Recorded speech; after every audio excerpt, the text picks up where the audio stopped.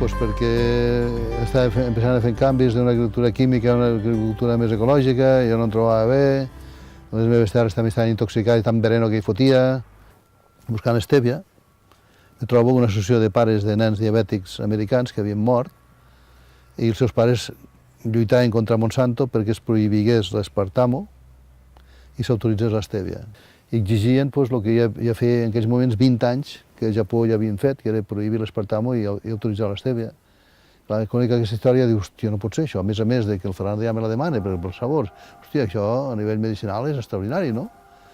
Doncs demano llavors i sembro, i durant 5 o 6 anys vaig regalant estèvies per ús mèdic, i el Ferran Adrià o algun altre cunyà que em demanaven per la cunya, no? Que tota la gent que venia després, això em funciona, m'hi puc treure les pastilles per la hipertensió, altres per la diabetes tipus 2 o colesterol. Hòstia, doncs és quan comencem aquesta història, que a interessar-nos per allò que abans matàvem herbicida, comencem a cultivar herbes, males herbes que ens sortim per aquí, plantem algunes que ens venen de fora, i entrem en aquest món de la planta medicinal per aquest camí. A partir d'aquest moment surt la necessitat de crear una associació per la defensa de les plantes medicinals i les teràpies de baix cost. L'estèvia, la marihuana, la temisa, calanchoes, 5 o 6. Les plantes que considerem més potents estan prohibides, sempre passa així, no?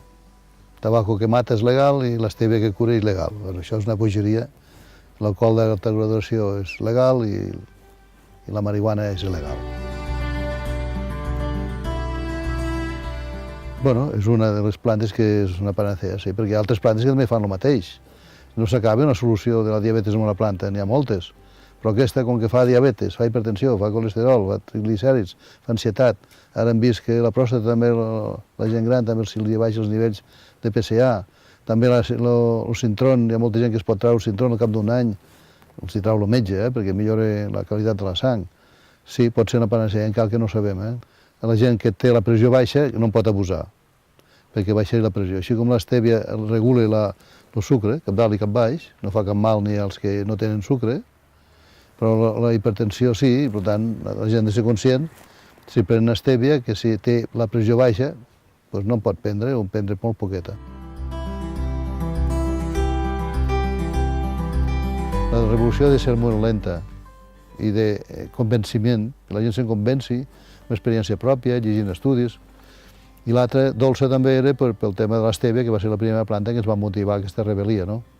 Però era pels 2 motius, perquè pensem que les revolucions han de ser molt lentes, pacífiques, a llarg plaç, no tenim pressa. Boca a boca va corrent, com que és una cosa que no és tòxica, la gent s'automedica amb estèvia.